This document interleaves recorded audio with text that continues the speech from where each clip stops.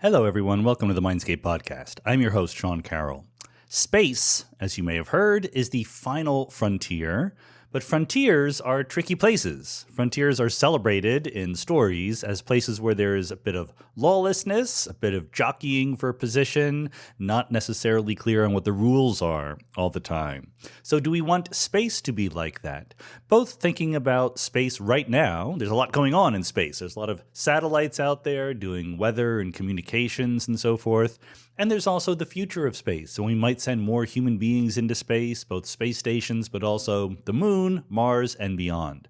So today's guest is Timiebi Aganaba, who is a space lawyer. She's actually much more than that. Timiebi has worked in government, in law practice, in consulting, and now as an academic at Arizona State University. She's originally from Nigeria and has also worked in the UK, France, Canada, before finally coming to the USA. And she's an expert in exactly these questions of space governance as well as space law. Governance, if we think of working together, right? There are both strict rules that are encoded in laws, but then there are also norms and expectations that we have. And space, in some sense, we might want to be sort of a common resource to all of us, a common good, as the economists would say.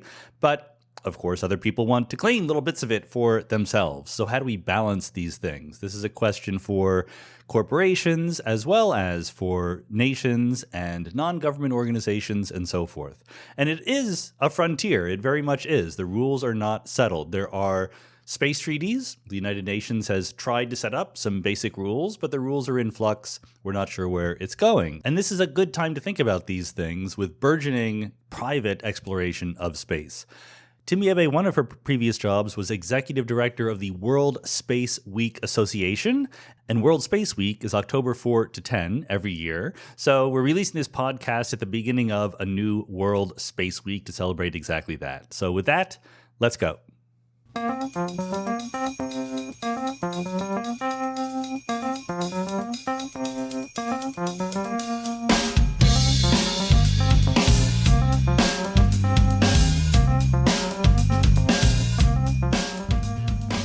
Timiebi Aganaba, welcome to the Mindscape podcast. It is my honor and pleasure to be here. We're very happy to have you here. Space, the final frontier, etc., is a very exciting topic that we don't actually. It's ironically more down to earth than many of the topics that we talk about here on the podcast. I mean, you're involved with law and things like that, but in the talk I heard you give, you drew a distinction between space law and space governance. What is the difference there? Yeah, that's a really interesting question because I did my PhD in space law. My first job was as a lawyer at the Nigerian Space Agency. So over the course of my 15-year career, you see a lot about space law, yeah. And I will go into that as to what it is. But over the past, say, 5 years or so, we're starting to shift our language to space governance because law has a defined meaning, kind of like it's instruments, right, Mm-hmm. that are binding, that people agree to, that if you breach them, there's some kind of accountability, etc. But governance is everything else that deals with how people operate and why they do what they do.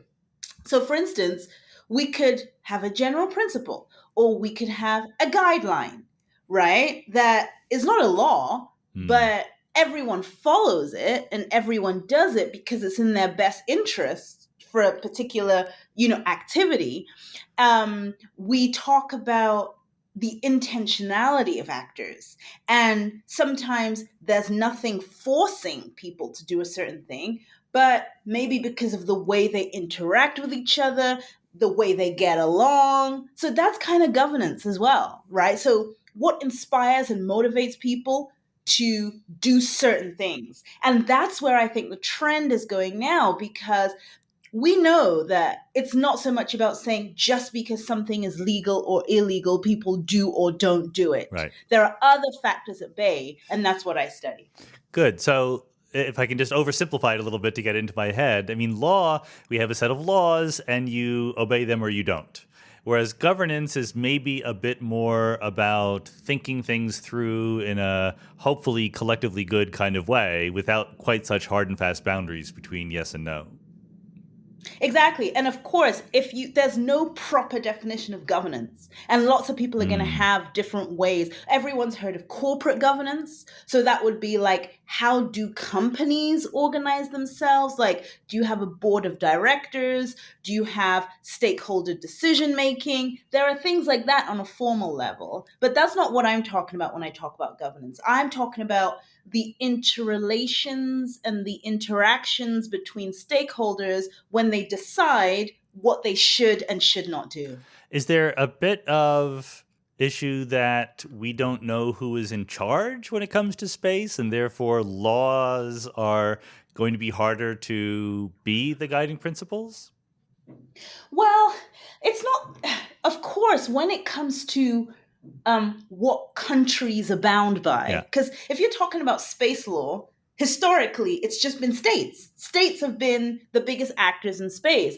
And of course, a state is sovereign. There is no authority that is higher than the United States government, right? Yeah. Like, there is no authority higher than the Nigerian government. So states have to choose to be bound. There's no authority above the state that can make the state do something or the other.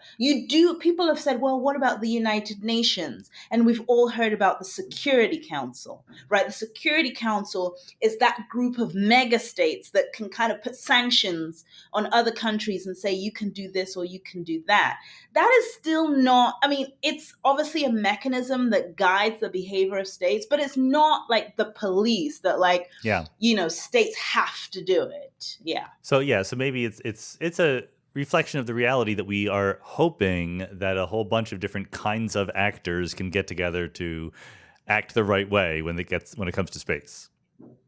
Yeah. And of course, I mean, at the United Nations, there is a committee called the Committee on the Peaceful Uses of Outer Space, where there's up to 100 states that are members of that committee. And they basically, the first space law instruments were negotiated there. And states go every year to Geneva or Vienna, and, discuss developments in space. So there is an international mechanism. So when people say space is like the wild, wild west, that's not true. There's a whole system of governance around thinking about this. The question is just, is the existing system that was established in the 60s and 70s fit for the kinds of activities we're seeing today since the explosion of companies like SpaceX? Yeah, good. Okay, good. So that was very, very helpful. But I want to get a lot of background in here because I think that probably different people have different ideas that pop right into their heads when you talk about space law or space governance. One question is, are we mostly thinking about satellites in orbit around the Earth right now, communication satellites, weather satellites, and what have you, and how to deal with those and space debris and so forth? Or are we mostly thinking about someday we'll have settlements on Mars and we got to figure out how to govern them? Yes. Now, those are two very distinct things that people talk about. The things in the news, stuff like space settlements and things like that. I mean, there are a few people who think about the implications of that kind of stuff. And it is not that much science fiction because, for an example, SpaceX, they could say it was a joke, but in their terms of service for their Starlink satellites, for their communication satellites, they put a clause in there about how they would regulate Mars. And that Mars, and so you can say it's a joke, but that was a legal instrument that went out. I bet it was not a joke. To thousands of people, right? So, the funny thing about law is that you don't know what things are going to crystallize. You know what I mean? And there are some things in law, for instance, in international law, where if you don't object, you are bound. Right? So people can come up with all kinds of crazy things and you don't even end up. So even though that's far out, but it's still there. But of course, what we are talking about is since the rise of mega constellations, which is basically companies and entities establishing these constellations of thousands of satellites, Yeah. right? Because satellites have now become super small Mm-hmm. and cheaper to launch. And instead of one massive $1 billion satellite, you can launch like 100 small ones. And so this is the trend now. So when you look at the fact that if you look at the United Nations register of objects that have been launched since 1950, there are about 11,000 objects on there. Okay. And just SpaceX alone today have licenses for 40,000 satellites. Right? So one company has more licenses to launch satellites that have been on the register of launched space objects since the 1950s. So that goes to show where we're going, right? And so, yes, how do we regulate these mega constellations? How do we think about what are the implications of all of a sudden low Earth orbit, that is the orbit close to Earth, being populated by thousands and thousands of satellites? So that is the priority right now That makes from a perfect sense. regulatory and governance standpoint. And then secondly, space situational awareness and space traffic management. How do we know what is going on in that environment? And what are the right of way rules? Like if two satellites are coming close together, Yeah. who has to move? We don't have things like that because we only had 11,000 satellites in space. Well, also, not to be too much of a physicist, but, I once took a boating lesson and I was told to, move to the right in the right of way rules. But in space, there's no such thing as to the right. There's up and down. And I don't even know how we're going to resolve the symmetry of the situation here. Yeah, I mean, we did it with aviation, right? Like, That's true. I mean, it's just no one really. It's been difficult because we have the concept of the freedom of outer space. Yeah.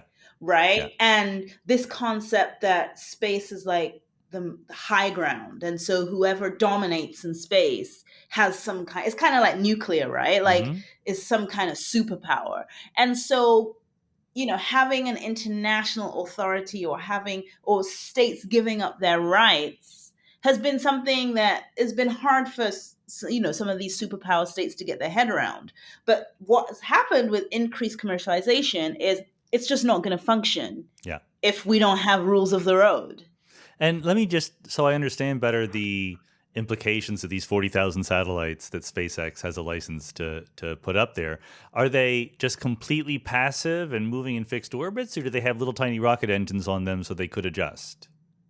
Yeah, so I mean, when you look at when these small satellites first came, like when the innovations first happened, many of them people kind of thought was space junk already because they only last they last like a year or something, and there was no propulsion, so there was no, what do you call it, navigation system or anything like that. So people were like, this is just like a disaster waiting to happen with all these tiny little satellites running around unmaneuverable. But the technology is advancing, right? Okay. Because this is becoming mainstream. So I'm sure SpaceX satellites are maneuverable. I mean, I don't want to speak about the technology or how it works because I have no clue. But with everything going on, I think no one is going to be designing satellites right now that you can't really maneuver. Mind you, you saw in the news there was all this stuff recently about this Chinese satellite that was coming crashing down to Earth and things, or rocket bodies that like there's a threat of them. So some people are choosing to abide by best practices, but there's nothing forcing them to. Yeah. And the risk is still pretty minimal of any damage like happening to, say, a human or property at the moment. But clearly we know the risk is going to increase. Oh, well, I read a number that was, I forget exactly what it was for. Maybe you'll have a better number, but the chance that if you're up there in a space station or whatever, that you will be impacted by a passing piece of space junk is something like 1 in 300. Which is, on the one hand, small, but on the other hand, pretty big. And it's only going to get worse, right? Like 1 in 300 chances happen kind of often. Yeah. I mean, for me, I don't think it's about the past. I think it's about the future. Yeah. Right? It's about, you look at the trend and you look at where we're going. And yeah, SpaceX had licenses for 40,000. Rwanda has licenses for 300,000. Okay. Just the start. So, Just the start, right? you know, Yeah. yeah, And exactly. speaking of Rwanda, I did want to talk about, even before getting too much into the private corporations, the good old nation states and their role here. I mean, how many Yeah. countries have active space programs? Yeah, at least the last I looked, at least 70, Wow. right? And they are, you know, when people think of a spacefaring country, they obviously think of America, Yeah. China, Russia, and America's space budget is like $50 billion. So they find it hard to imagine the Philippines, with a space budget of $12 million, is also a space country. Right. And what? And I started my career at the Nigerian Space Agency, and the budget was $100 million. So there's no one can define what is a space. I mean, you can say spacefaring nation means I have a rocket and I can launch. Very few countries have that.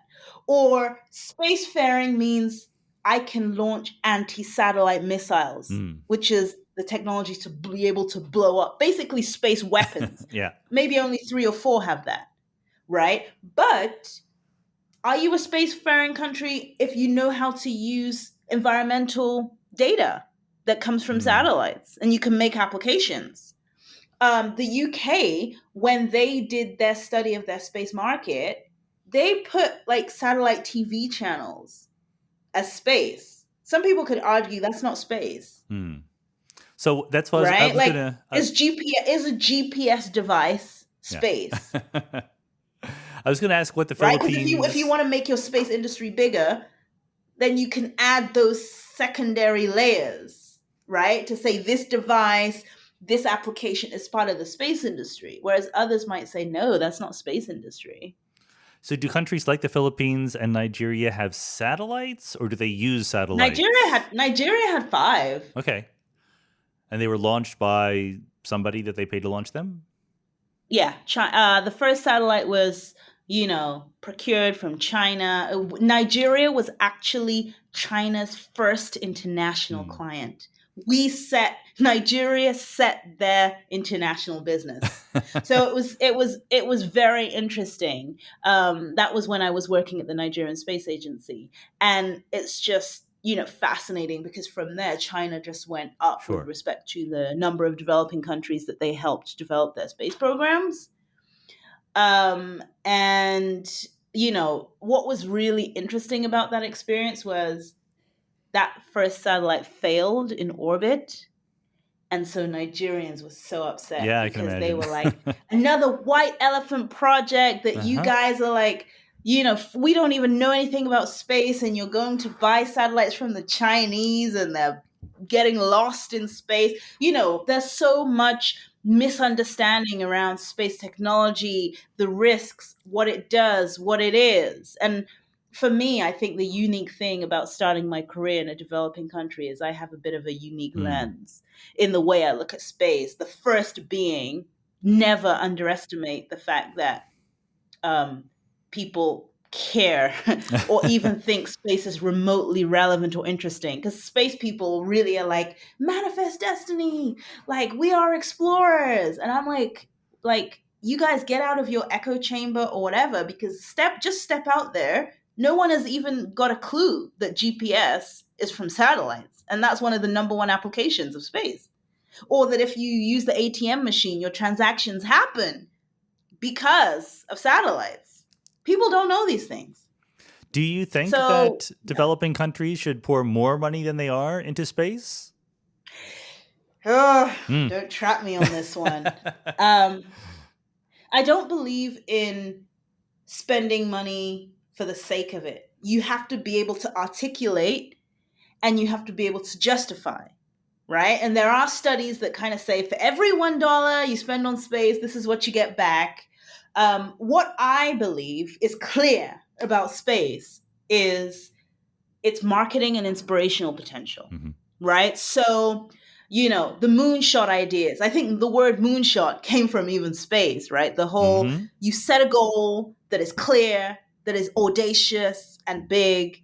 You set resources to achieve that goal. Space is just really good for that. You say to your people, we need the best and the brightest to do this thing that sounds so unachievable. And by putting your efforts towards that, you're always constantly thinking about, how do we bring this back to Earth? How do we apply this in other areas, in other sectors? So if Nigeria said, we want to go to the moon, I don't particularly care about the moon, but I know the first thing you need, aerospace engineering programs in universities, Right, right. right? Primary school students that have even heard of astronomy. So those are the kind of things that I like about space. I do like that. We just had the 10th anniversary of discovering the Higgs boson at CERN, at the Large Hadron Collider. And one of the analogies that was frequently brought up as to why we should do this, why we should spend $10 billion to find the Higgs boson, is because it's inspirational, much like the space program was. And on the one hand, I think that's true. But on the other hand, nothing is quite like the space program was. Like that was, and maybe is. It's inspirational in a very tangible, different way than finding a new elementary particle is.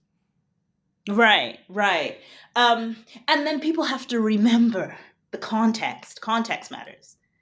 We were in the context of a Cold War, right? In the context of this race for the world, the hearts and minds of the world, right? It's a very different context.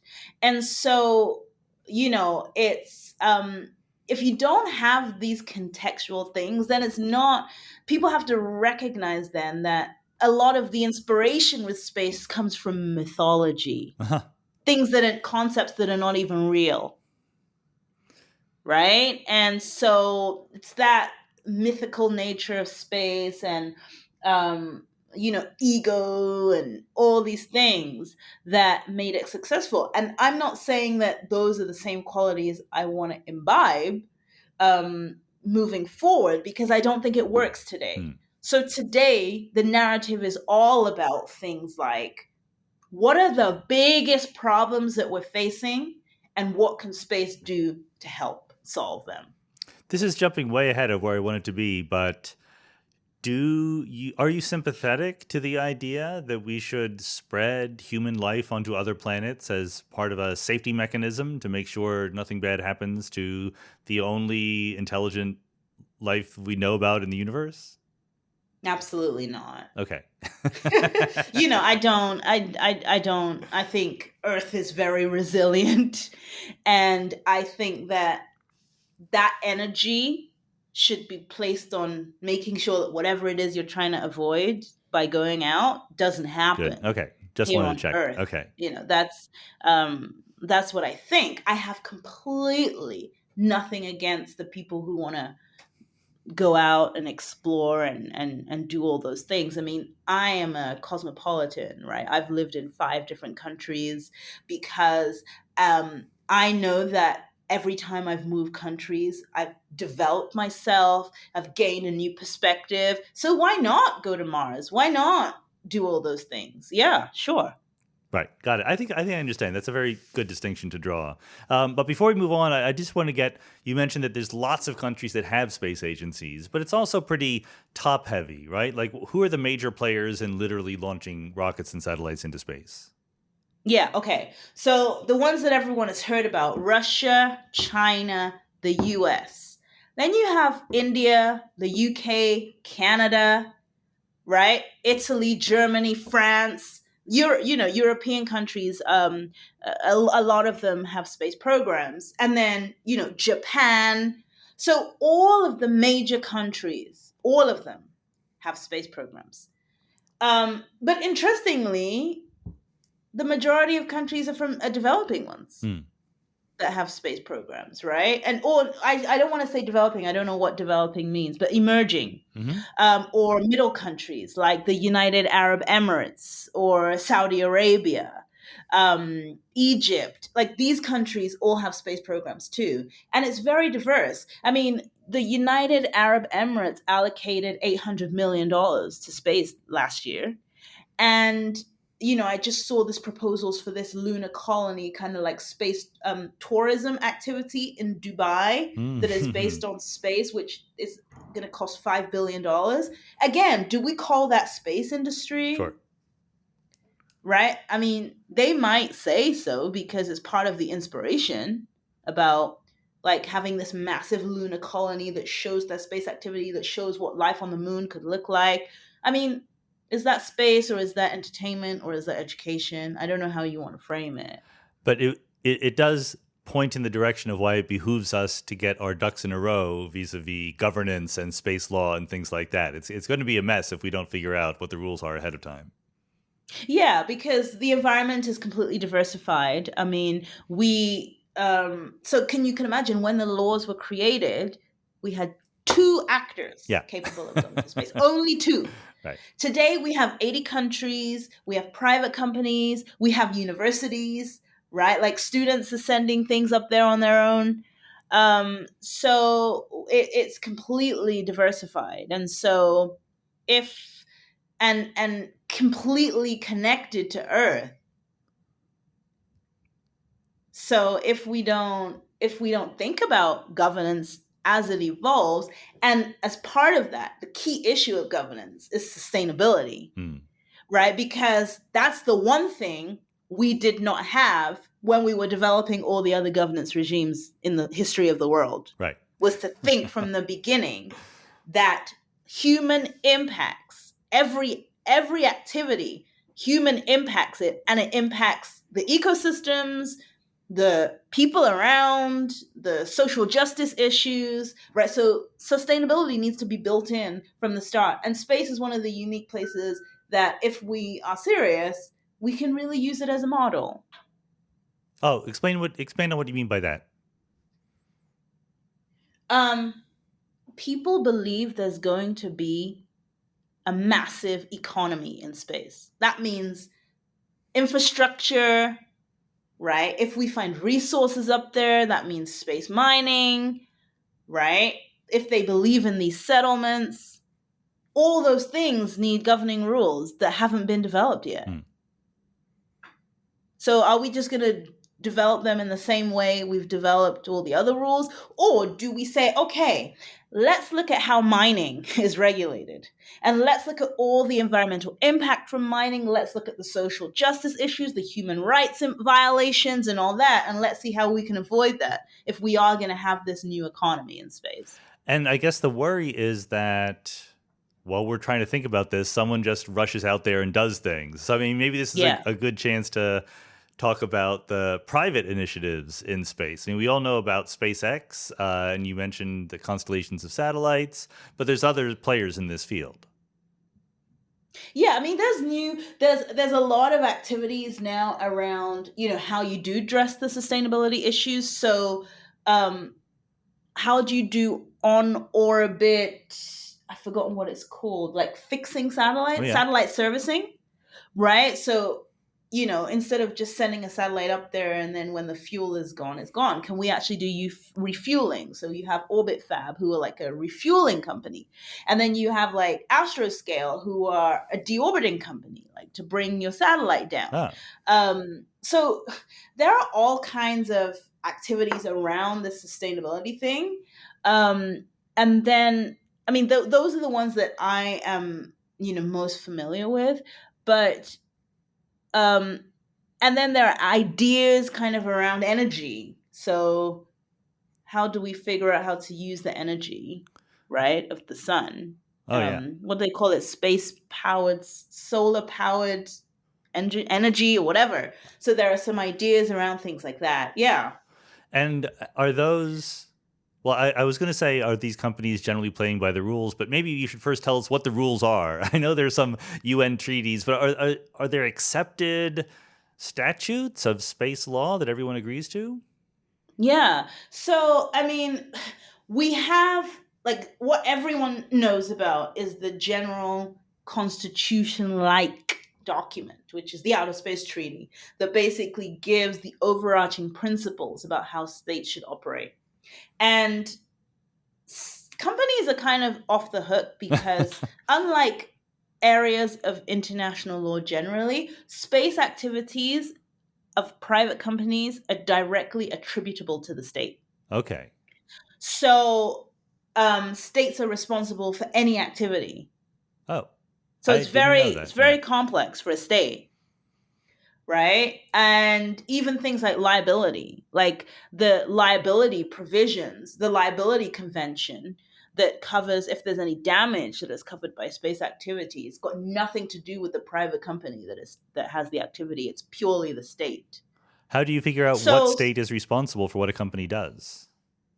yeah, so the launching state, first of all, you have to figure out who is the launching state. Okay. And there's 4 criteria for launching state. The country who physically launches the activity, or who procures the launch of activity, or whose facility, so you look for a launching state. And then there's also a state of registry, which is the state Hmm. that puts on the United Nations register that this satellite is from our country. And they should know all that because those people would have to have gotten a license from the country. So the country should know all the satellites or space objects that are registered under its registry.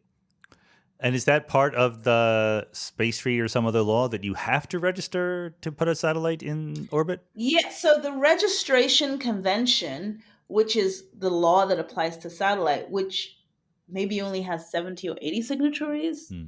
out of the over 100 that have signed the Outer Space Treaty, so not everyone is a signatory to the registration convention, says that you have to register as soon as practicable. Ah.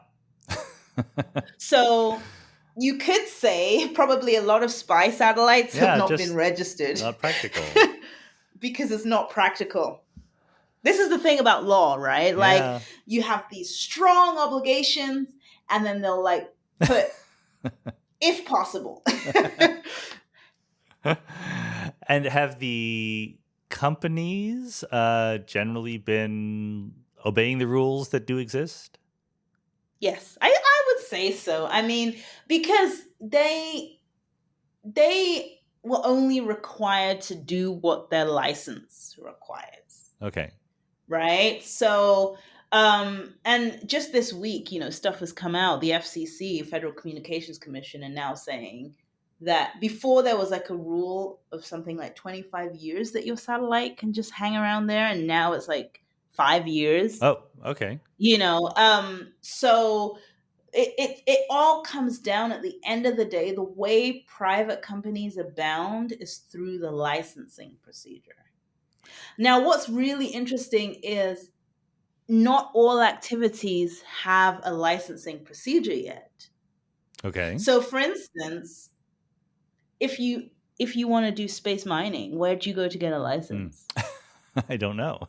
Like if you want to launch an Earth observing satellite, a satellite that has a camera that looks on Earth, you go to NOAA, the Oceanic Administration Office, and you get a license. If there's going to be a camera on there, there's like a different kind of license not a camera, like a video, because I remember once someone wanted to do video from space. Sure. So then they had to think about, well, is the video the same as the camera? Do corporations have spy satellites of their own?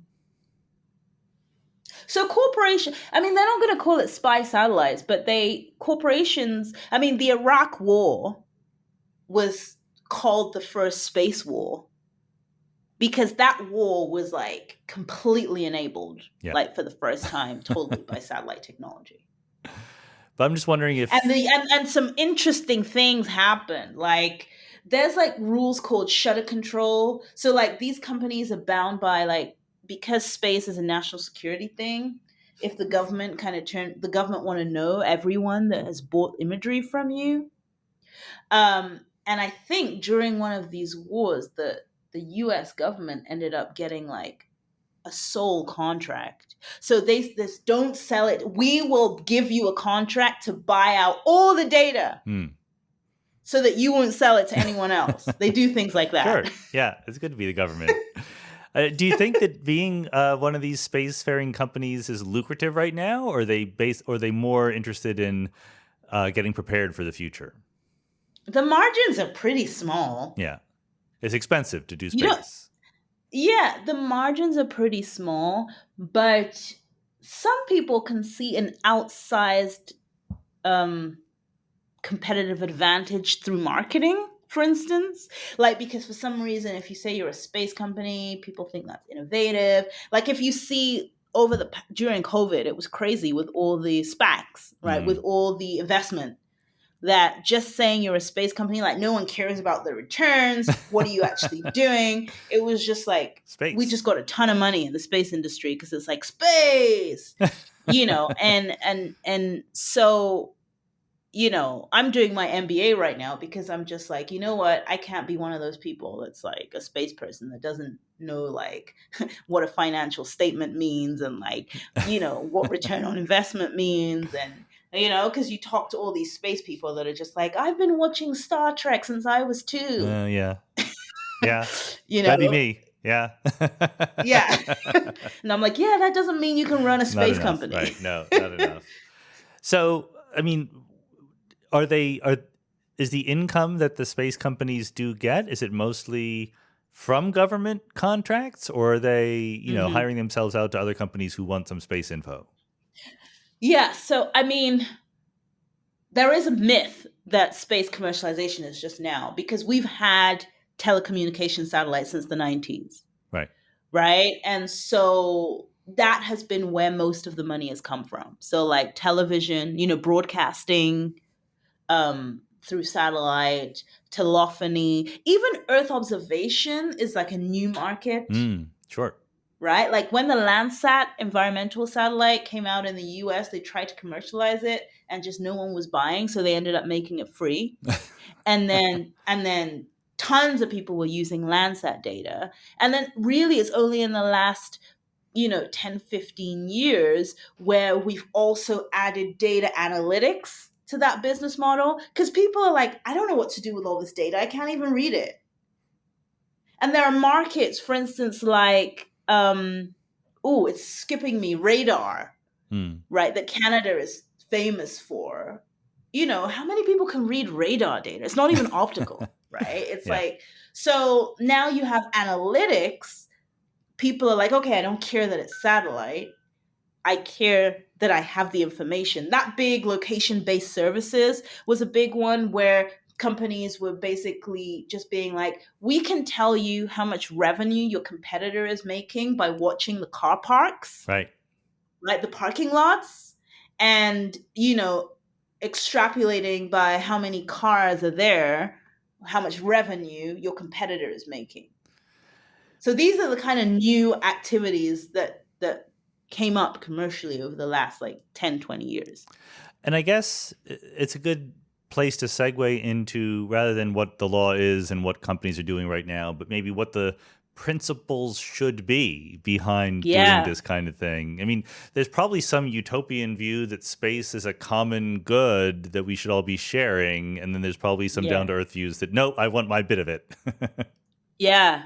This is called Lex Ferranda. Lex Lata is what the law is. Lex Ferranda is what the law should Oh, be. I like that. The first thing is there's a lot of confusion about these two principles because people merge the two. Uh-huh. And at the end of the day, you can only rely on what law is, and you can dream about what law should be. And so I have three things that I focus on when I think about the Lex Ferranda. And the first one is that no regulation in every other area of international law pretty much leads to exploitation, Hmm. right? Over exploitation. So we like to say, well, space is like the high seas, right? Mm-hmm. Anyone can go and fish, and the fish doesn't belong to anyone. But there are so many regulations about fish stocks, Yeah. right? And so the capitalists who are kind of like, well, we should be able to go do what we want, it doesn't make sense in the long term. So that means the first thing is, yes, we need more laws. Yeah. And I'm not just saying that just because I'm a lawyer. The second thing is we have to look at space, and this is what I presented at the Scientific Institute, as a complex system that is adaptive. Because we don't, like, it's very complex as you're adding all these actors and all these activities that no one fully understands. Whatever regime you have has to be adaptive to new information. But from the equity standpoint, know that adaptiveness is kind of a tool for the powerful and the strong. Mm.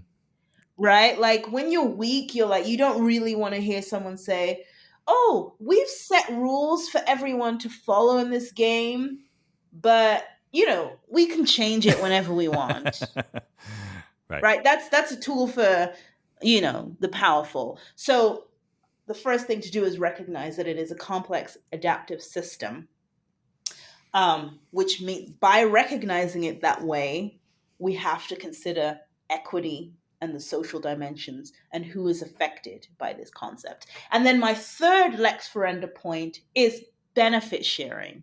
So like you say, people think that space, the general opinion is that space is for the benefit and interest of all countries and for all humanity because it doesn't belong to anyone. Mm. But the challenge is, if you have all these ideas of commercialization and like settlements, how can you do that without property rights and without ownership rights? Right? It just doesn't, modern society doesn't work without people being able to say, this is mine, don't come here, or I can get the police to like put you in jail.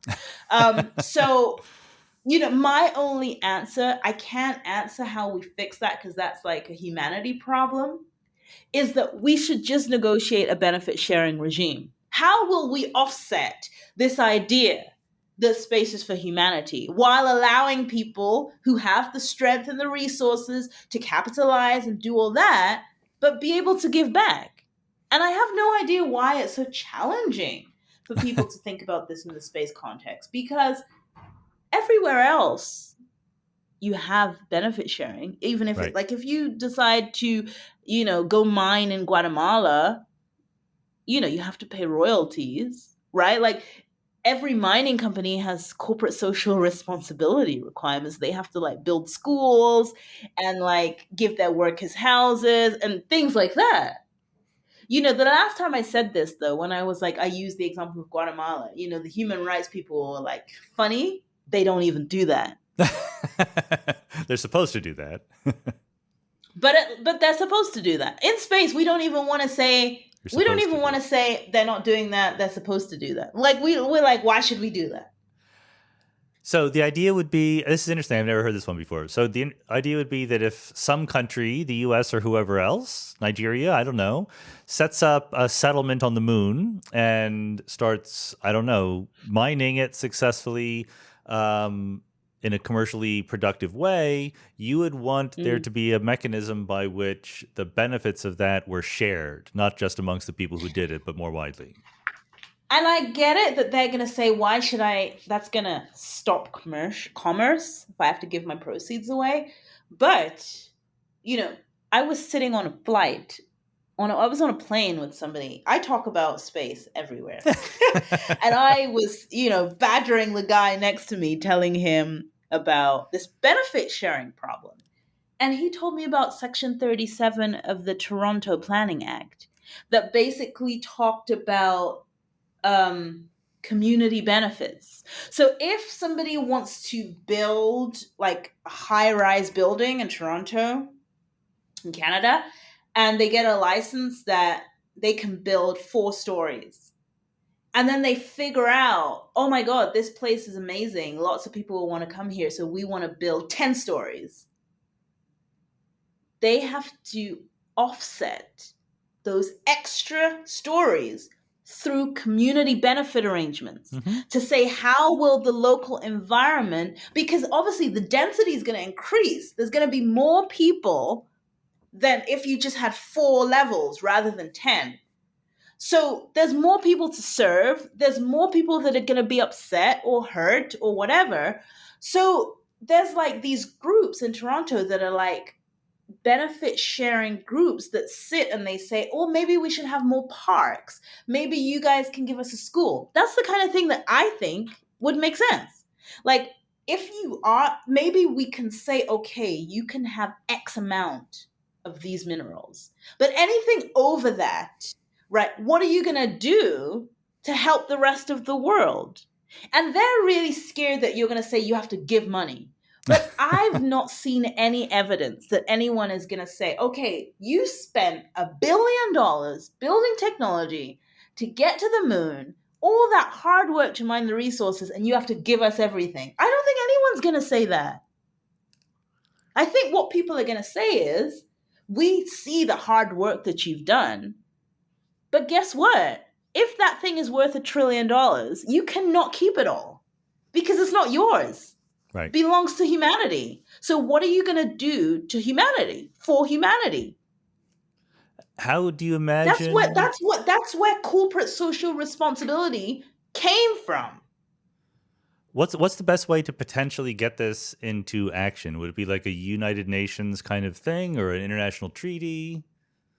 So I put this on Facebook in a space law group, so it's not like a journal article. But I was thinking, I was the executive director of the World Space Week Association, which basically the UN in 1999 established a declaration that said that we should celebrate space for 1 week, October 4th to October 10th, every year is World Space Week.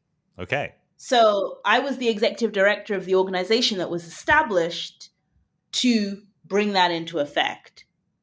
So basically, when I was executive director in 2016, I think I had 90 national coordinators around the world, right? And they would be in charge of different countries.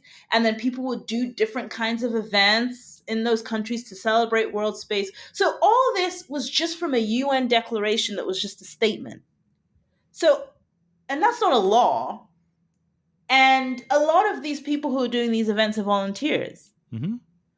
But I feel like even just a simple statement like that could set up, there should be an organization like the World Space Week Association that is for benefit sharing. And the first thing that people are going to say is, who are the beneficiaries? Because the difference with the Toronto Planning Act is it's obviously the citizens of that municipality in Toronto. But in space, you're saying humanity. So who has, in law, we call it standing. Right. I think it's fair enough to say anyone who self-identifies as being a beneficiary. So like, this is the club, right? This is the club. This is the Space Benefits Club. Do you think you're a beneficiary? Join the club. And the benefits that we get through this club may be things like companies send their swag here, or they do educational programs, that online courses, anything like that. This is just where you go to get the benefits. And maybe it's sort of the flip side of that SpaceX Starlink footnote in the contract that you mentioned, where they say this won't apply on Mars because they want to, do whatever they want on Mars. If you establish, I'm just spitballing here, tell me if I'm crazy, if you establish something like this just conjecturally, aspirationally right now, where there's not trillions of dollars flowing in and people are willing to say, yes, that's a good idea, then when the trillions of dollars start flowing in, you can say, well, we agreed to this in the past, so let's try to stick to it. Yeah, I mean, I'm the only person who's ever said this, so I haven't thought about it fully. But my model comes from, so I'm on the board of the Space Generation Advisory Council, which I don't know if you've heard of them, is the biggest youth group, space advocacy program for youth in the world. And that same 1999 declaration established this Space Generation Advisory Council. And this is now the biggest youth group in the world. I mean, Amazon, when they did their, not Amazon, Blue Origin, when they did their flights of the billionaires, gave Space Generation Advisory Council $1 million. That's something. So what I'm saying is, this small thing that wasn't a law, that was just a declaration that we should have this youth organization, became an incorporated company, like nonprofit organization, that has the big, maybe 5,000 to 7,000 students and young people that are part of it, and got $1 million from one company. Why not do that for a space benefit organization? All right. Well, we'll see. I think that, once we appear on this podcast, it'll take off. I think this will do it. Everyone will agree. A lot of influential listeners. But this is almost too good. It's sort of the utopian, let's see what we should do kind of attitude. But let's think about like the challenges we have right now up there in space. You already mentioned space junk and space debris. I mean, there's also the actual possibility of conflict, military conflict or something like that. We have a Space Force now. I don't know what Space Force does, but I think we have one. Yeah. Yeah. So, I mean, so that is one of the focuses right now on talking about what is responsible behavior in space. Everyone's talking about what are the norms of behavior? Because right now it's like, I mean, for me, it seems pretty clear what is responsible behavior or not. But actually, responsible depends on who you talk to. It's tricky, yeah. Right? Like, I mean, if a satellite is coming close to yours, is that an act of war? So no one knows what this means. If you jam someone's signals such that that satellite doesn't work temporarily, is that the basis of an attack, a military attack? I don't know. So we need to clarify whether the laws of war apply in the space context. And now that we're talking about things like space forces, the US they say that they were responding to the actions of our adversaries in setting up the Space Force. But others would say by them declaring a Space Force and it being the biggest news is them they actually made everyone else have to have a Space Force. That's how escalation works, yeah. Right? So it's definitely a priority right now. And the interesting thing is that the US this year just did that whole thing of, saying there should be a ban on these anti-satellite tests, right? Being able to blow up satellites. But it's just interesting when countries say things like this when they've already spent years developing that technology and like years doing what they like. And now, because other countries want to do it too, they're like, this is bad. The idea now is what we're saying is, and you can tell that they don't think it's bad because no one is saying that we shouldn't do it at all. People are kind of saying we shouldn't do it if it causes space debris. It's not like an outright ban, like don't do it at all. But it's things like making declarations that you will not be the first to blow up someone's satellite. Not that you will not blow up someone's satellite. So people still want to maintain that Article 2 and Article 51 of the UN Charter's right to self-defense. Sure. Right? Because if you completely give up the ability to test weapons that can be used in space, then if this really is going to be the place that is going to be like $1 trillion economy is going to happen, I mean, no one is going to rely on just peaceful goodwill negotiations. Right? And I didn't actually follow it very carefully, but wasn't there a recent incident where a satellite was intentionally blown up? Was it China? I don't even know. Yeah, I think the last one was probably India. Yeah, but China's done it, and when China did it in 2008, that was just crazy because it caused a bunch of debris. What people didn't see was the U.S. action in response was rather interesting. I think maybe like a week or a month later, the U.S. blew up its satellite that they said, "Oh, look, it's tumbling out of control." But look, we blew it up and there was no space debris caused. So if you're just looking, then you can, because the US are going to say, see, we blew up a satellite, but we didn't cause all this debris. Others could look at it and be like, they were making a signal and a statement. Yeah. Not just about space debris, but like, you can't threaten us. We can blow things up with too. Your capability. Because not only can we blow things up, we can blow things up and not have a diplomatic chaos around it. How did they Right? manage to blow something up without getting space debris? So it's all about, I guess it's all about calculating where you're going to do it. Oh, okay. So it was close enough to the atmosphere that any debris just blew up or burned Yeah. up. Yeah. All right. I'm learning things. This is great. Yeah. And then it's interesting because I love the case of India. Because when India started, it was the model for space for Earth, space for sustainable development. None of this ego-driven crap. It was like, we are developing space to monitor our fisheries, to help our fishermen. And then what? 2016, they had the first mission to the moon, Chandra mission, that cost something like $50 million, like nothing. Yeah. And then last year they had an anti-satellite test.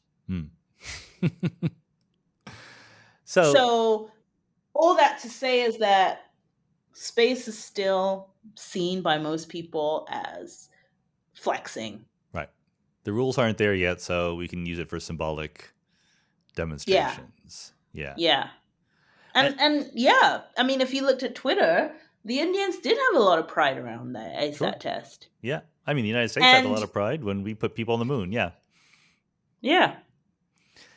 And it comes back to the safety issue, right? Once all this debris is just, the amount of debris is just increasing. And I mean, maybe I should ask, how much is the very concept of safe travel through space something that is very important as far as space law is concerned? Let me make one confession, which is that, of course, I knew about the two space shuttle disasters, the Challenger and Columbia, but I hadn't ever heard in my little American bubble of the Soyuz 11 disaster. Do you know about this one? No, tell me. The only time, officially speaking, when people died in space rather than coming back or going. Soyuz 11 visited the first Russian space station in 1971, and there was some explosion, and all three cosmonauts died on their way back. And they landed. Wow. They didn't even know. They lost communications. The spacecraft landed, and then the rescue team knocked on the door, and they were all dead. I had never heard of that. No, I didn't know that. Yeah. So people have died in outer space. That's what I was trying to check. But presumably, the first time this happens on a commercial flight or a mission to Mars or something like that, this is going to be a very, very big news story. Is this something we worry about in space governance circles? Yeah, I mean, when the first space tourism companies like Virgin were establishing, and there's this class of people called space flight participants. That is the legal status of these space tourists. And the big thing was in the experimental licenses that the states gave to these companies, the standard was basically informed consent. Mm-hmm. So it was basically saying to the people, like, these companies will not be liable in the event of if you die, because you have to have informed consent and know what risk that you're getting into. And I think there's like a number of years that you give the companies. So they say, okay, you have this protection for X amount of years, and then we'll relook at the situation. So that's kind of like how they work that. And then obviously with that, there's enough data that you can now get the insurance market in, if possible. But of course, they need a lot of data to be able to do anything. No one wants like completely ignorant about the risks factor. But the interesting thing is I'm actually on the board of a company called Worldview Enterprises, which is a stratospheric balloon company. Okay. That is a tourism company that is going to take people to the edge of space. So it's not going to be in microgravity, but it's going to go to the edge of space. So you'll be able to see the curvature of space, because they kind of realize that enough people want to go to space, but don't want to sit on a rocket and take that kind of risk.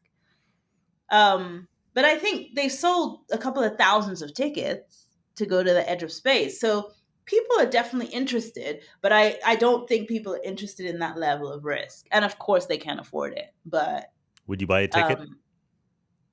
for Worldview Yeah. Enterprises, I already got my You got your ticket. I ticket. already Good. reserved my ticket. I Yes. figured so, yes. Do you have a date or is it still So the first flights. So what's really cool about this is that they are actually the spaceports that you will be leaving from are from the wonders of the world. So from the Serengeti, oh, from the Great Barrier Reef in Australia. So I'm going from the Great Wall of China, wow.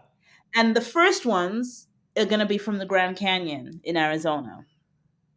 And that should be by the grace of God, in the next couple of years. Okay. I mean that's right next to where you live and you had to go all the way to Yeah. China to make this. Well, I'm not going to go on the first one. Okay. Fair enough. I'm not that brave. Let someone else work out the bugs. Yes. Yeah. I guess the other thing to talk about as far as space governance is concerned is just the protection of the environment out there in Yeah. space, which I'm sure is a huge deal. But first, remind us, for those of us who have forgotten or don't know, about the tardigrade incident, which I know Oh my was goodness. kind of fun. The closest thing we really have to environmental law is Article 9 of the Outer Space Treaty, which kind of says you can't do activities that have harmful contamination, and if you do, you have to consult. There's a duty to consult, but Article 9, with this harmful contamination, it was more about biological contamination, like, if you take a specific bug into space from Earth, will it confuse the science? Because people might think that it was a Martian bug, Right, yeah. when it's really something that you took from Earth. So environmental protection has mostly been around planetary protection. There has been a trend recently that, I don't know if you heard about the Viasat case. So Viasat took the FCC to court and basically said that they should have applied the NEPA Act, which is the National Environmental Protection Act, to SpaceX satellites, that they should have done environmental impact assessments on those satellites. So people are trying to say we need to have more environmental law concepts, but it's classically been based on planetary protection. And what happened was this nonprofit organization, Arch Mission Foundation, basically put tardigrades, these kind of resilient bugs, onto the spacecraft of the Beresherit mission, which is an Israeli mission. And it ended up crashing on the moon. And then they basically came out and said that they never told anyone that they put these tardigrades on the moon. So it was really interesting for us international lawyers because, NASA's response was there was no breach of international law. Right? And it's just like, but how can there have been no wrong by putting these bugs onto someone else's mission that no one knew about? And then they crashed on the moon. Did they know that this craft was going to crash on the moon? Was that intentional? Nobody knew that it was going to crash. I mean, it was a risk, but it wasn't meant to crash. Wasn't meant to crash, yeah. It wasn't meant to crash. But then the guy came out, Nova is his name, basically saying, we were kind of just testing international law, and we didn't do anything wrong. So, that is the thing about the innovative spirit.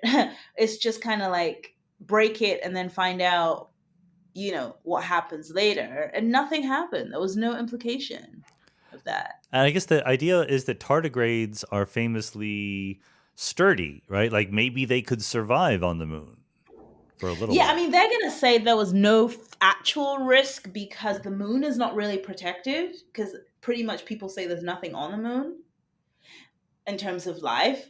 And secondly, they put it in some kind of resin and it's trapped. So the idea is that it's not like they were just freely floating tardigrades that were alive. So they're there's no risk. Yeah. We didn't actually do anything. But it's just interesting when people do these tests to just figure out the boundaries of the law. And I mean, the US, NASA are also doing it with these contracts for space resources that they're using to represent legal precedents that it's not illegal to do an in-orbit transfer of resources. So they awarded a company a contract for $1, right? So these guys have got a contract from NASA to buy lunar soil for $1 or $10 or something like that. And NASA are going to use that on the international realm to say this is legal precedent, that it is not that I you see. can do an in-orbit transfer, So which is some would say is crazy. but why is that an in-orbit transfer? Did they do it in Because orbit? the company will take the soil and then they will put it somewhere and they will tell NASA, we have now given you, through this contract, we've given you this soil. It now belongs to you. That's a legal transfer of ownership. Okay. It's never been done in space. And these are all just trying to establish the precedence. This is not because anyone cares Yeah. about this particular transaction. Yeah, it's legal precedent, or these which can particular be particles. scary. And for me, from an international law perspective, sounds a little bit monopolistic. Because, I mean, me, an African company, would never have been able to get a contract for $1 because I need money to go there. Yeah. Right? To build the spacecraft, to be able to launch it and get there and figure out the technology to do this. So I can't even be in that discussion about the legal precedent because you gave someone a contract for $1.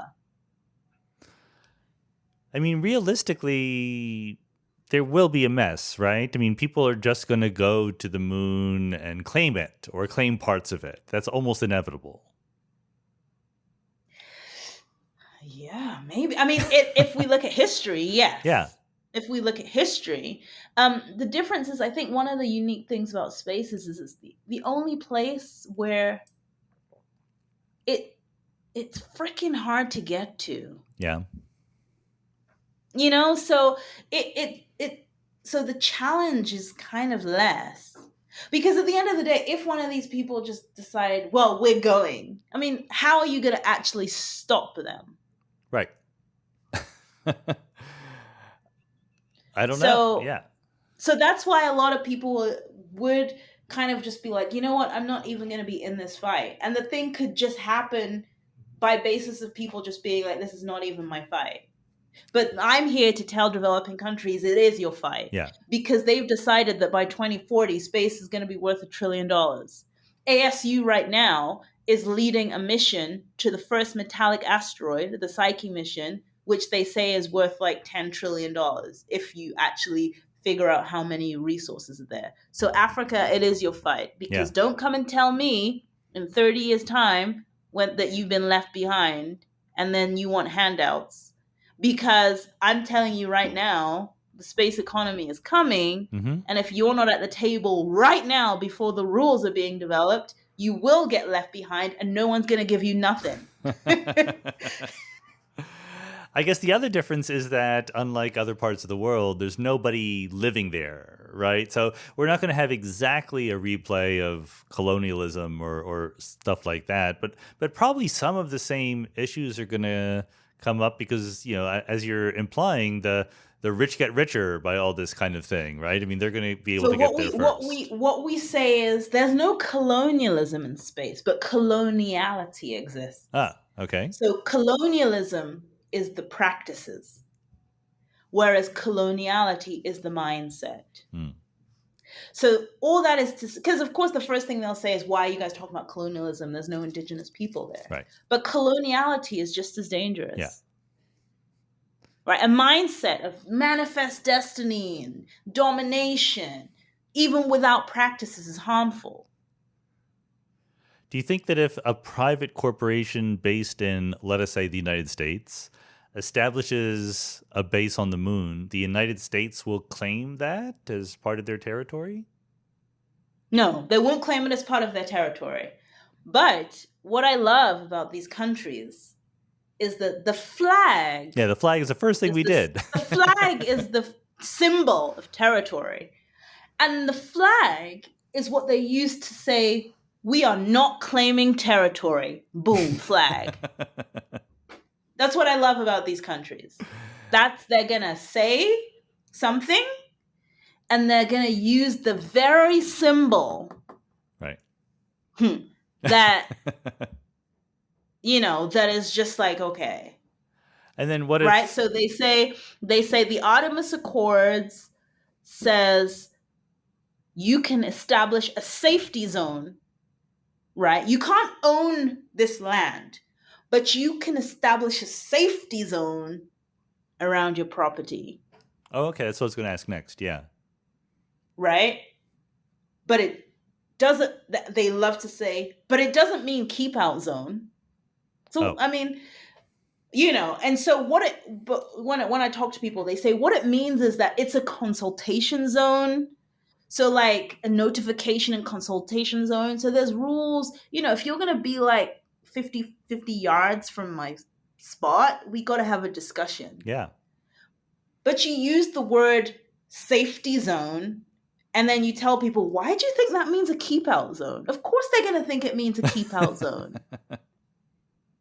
Right? And then they love to say, well, when people heard this, they just started speculating before we actually explained to them. And I'm like, so why did you just say it and not explain straight away when you said, oh, people can have safety zones, but it's not really a zone. It's like, just no. They said safety zone, silence for like 3 months. Yeah. They let people speculate and think all these crazy things. And then they come out and say, what are you guys talking about? I guess, I mean, maybe one. I'm not against the U.S.'s position, by the way. Yeah, no, I do get it. Maybe the last thing to just to get on the table is, how realistic all this talk is. Like you said, it's very hard to get to space. It's dangerous, right? The actuarial tables do not look good if you think about the dangers associated with going to space. And we already have, things here on Earth. We have the bottom of the ocean, we have Antarctica that are pretty hard to get resources from, et cetera, even though they might be there. So, I mean, is this something we're realistically talking about for your and my lifetime? People getting resources from space and bringing them back down here? Not bringing them back down here, but everyone is talking about in situ resource utilization, Okay. right? Finding resources in space to help us be able to stay in space and not have to take things from Earth to space. So, I mean, already 14 countries have said their plans, right? Wow. The US Artemis program that just launched, last week is essentially the whole point of it is to establish a permanent presence in space. So, by virtue of the fact that, I mean, the International Space Station was the first permanent presence in space, but now we're going to have them in stationary locations. Mm-hmm. And so, I mean, if you look at Antarctica, where people have that, no one has decided to live in Antarctica permanently. They still see it as like they have territories there and they have scientific outposts. So the question is space just going to be like that, where it's like a bunch of people have like scientific outposts? So maybe, I mean, I think NASA's plan is 1,000. The US's plan is 1,000 people a year living in space. Living in space? Oh, Yeah. okay. I didn't know that. Yeah. Something like that. Living so, in that's yes, satellites or on the Sorry? Is that on the moon or on satellites? Yeah. What is Okay. Yeah, something like that. Or I think maybe the UAE might be the only country that actually has in its strategy actually about people living and working in space. So some countries do have it, but it may not be like when we imagine like cities in space. It may be like these outposts like in Antarctica. That I can foresee very easily. Would you go? Absolutely not. I'm not going anywhere near a rocket. So balloons you're okay with. Rockets are a little dangerous. Yeah. Yeah. I think that's fair. All right. I always like to end on an optimistic note. And I mean, I think you've given us a lot of reason to be optimistic anyway. But I mean, one of the things I like best about everything that is implicit in what you say is just how international and human and global the whole thing is. And I mean, maybe you just want to put that into your own words or add something else, but this is ultimately a project for all humankind, not just for this or that company or country. Yeah, I mean, I'm sounding like a cliche and broken record now, but I almost always end my talks with the words of Joey Esrich and Ed Finn from the Center for Science and the Imagination at Arizona State University. And they basically say space is not a void, but a canvas for the human imagination. So all the questions about policy, politics, logistics are merely scaffolding for a deeper set of questions about who we are and who we want to become as a species. So we explore the universe not just because we are curious, but because of what that curiosity will do to us and how we will grow to match our expanding sphere of understanding. For me, that quote just says it all, right? Space is a construct. Space is a product of the imagination. It doesn't have any concrete, tangible thing. Because if you say to an aerospace engineer, what is space? They might tell you about rockets. If you say to someone who is a data specialist, they will tell you space is about the vantage point from Earth. Mm. If you talk to an indigenous person, they will tell you space is about the stars and our relationship to how we navigate. So it's a construct. And that's why, as somebody in the School for the Future of Innovation in Society, I look at space as really not really a technological challenge, but a sociological one. Cannot improve on that. Timiebi Aganaba, thanks so much for being on the Mindscape podcast. Thank you.